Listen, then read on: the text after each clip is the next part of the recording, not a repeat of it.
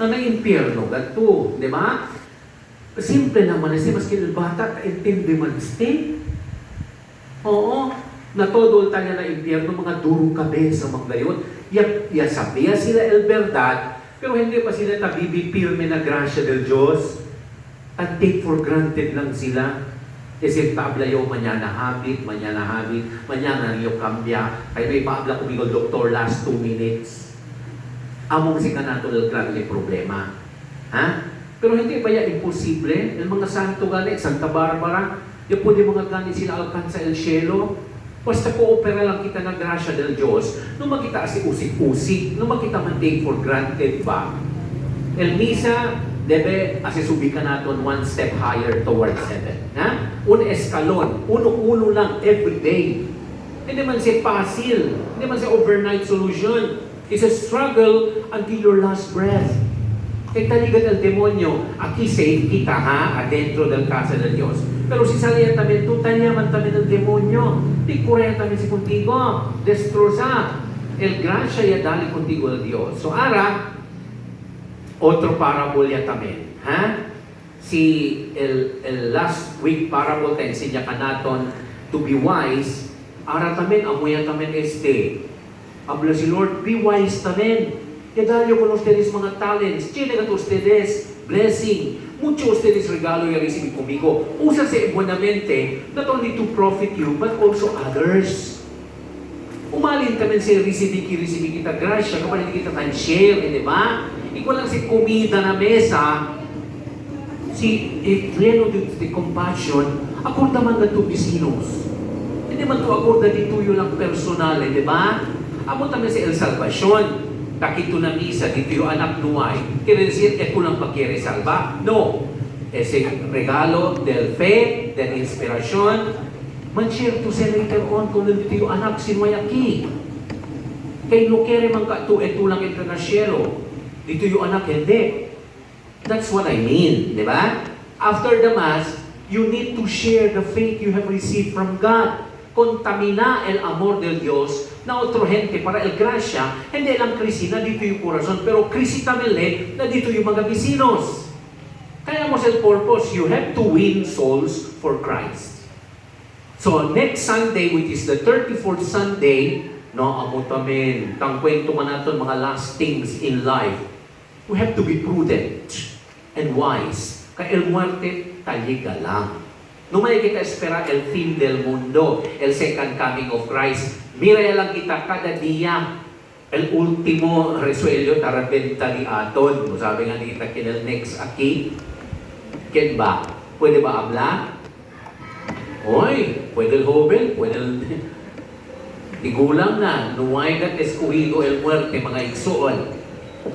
So now, this speaks about, in a simple way, ang sina ba? We have to be responsible with our actions. Because at the end of time, you will make an accounting of your life.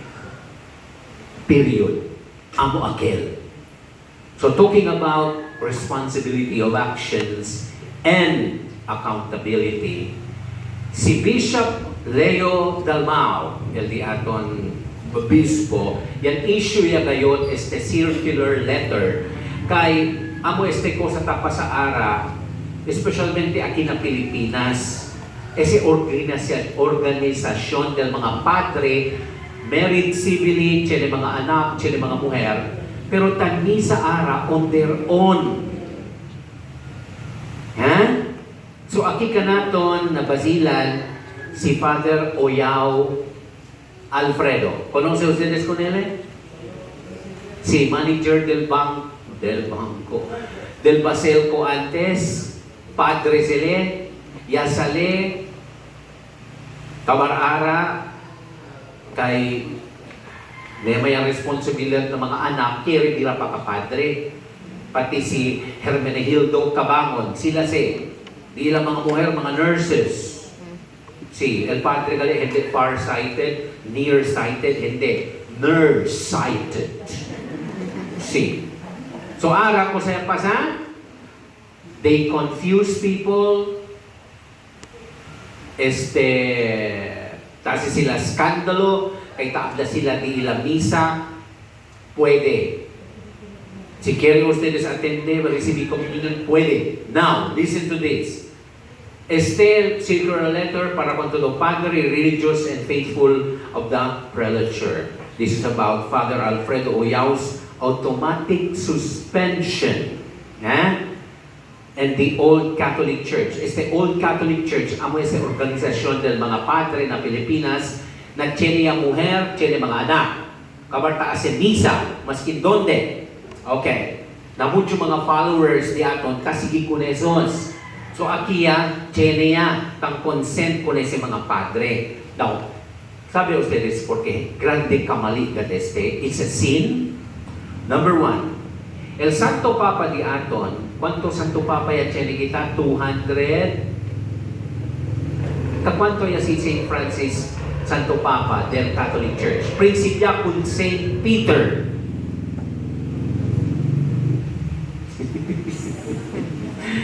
¿Cuánto ya si Bong Marcos, Presidente de Pilipinas? Ay na, mga kagwang.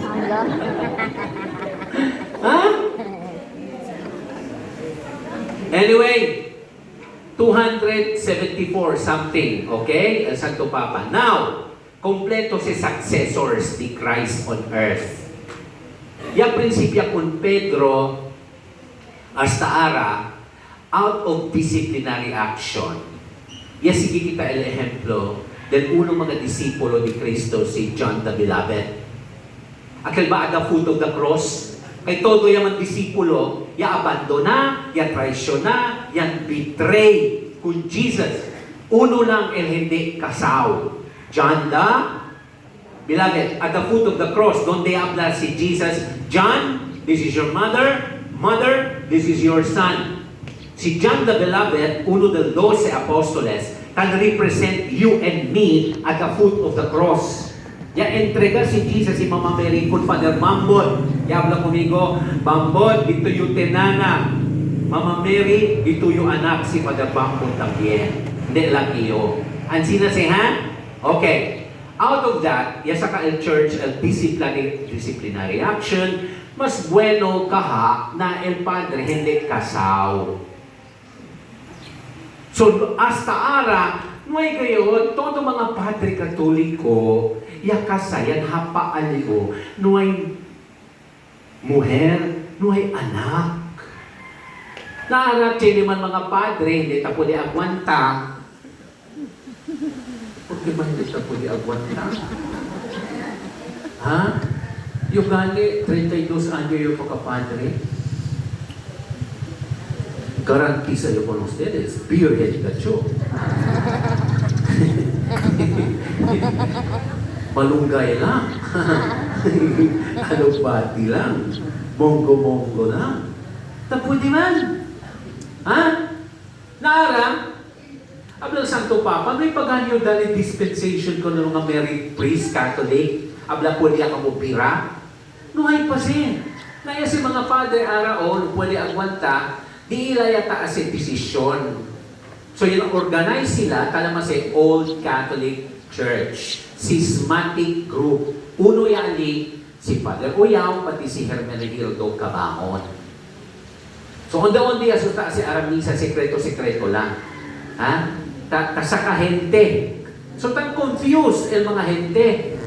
Now once you attend, now that you know, na hindi sa in total communion with the Pope, ha? Hindi, kay el Pope no ay padali dispensation kun Jesus. Pati uno pa, yan hapa so sa ki antes. Nako sa vows. Agano pwede yung usa. Kung sa bawkel. Amaraw ya ba? Nuay korta, ha? Nuay korta. Amaraw lang. Sila ka tugunay si Tilikaw. Kapas Kusa si vows. Celibacy. Very good nanay. Celibate. Celibacy. El celibacy, hindi ya kami pwede usak kumiste. Makikere pa ali. Kay vow of celibacy and chastity. Chastity.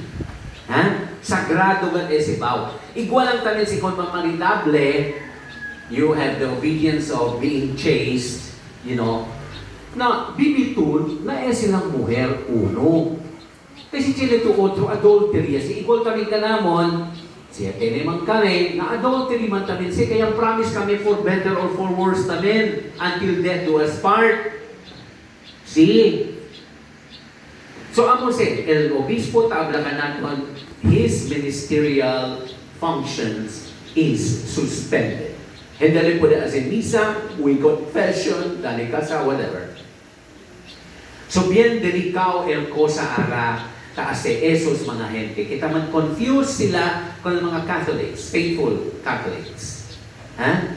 Debe era apunta sila. They have to face the consequences of their decision. No pwede double standard, igual kung Father Abel ang kami, igual kung Father Quino.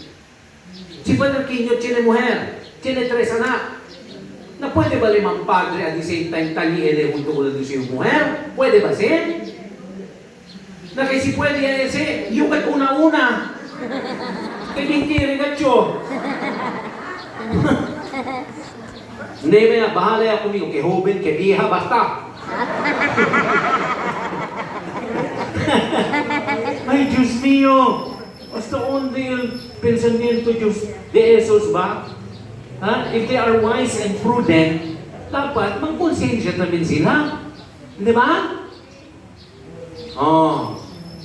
Kabardos de Mas Alita, konsinti ka naman alam si Father, chinegat kaliwat.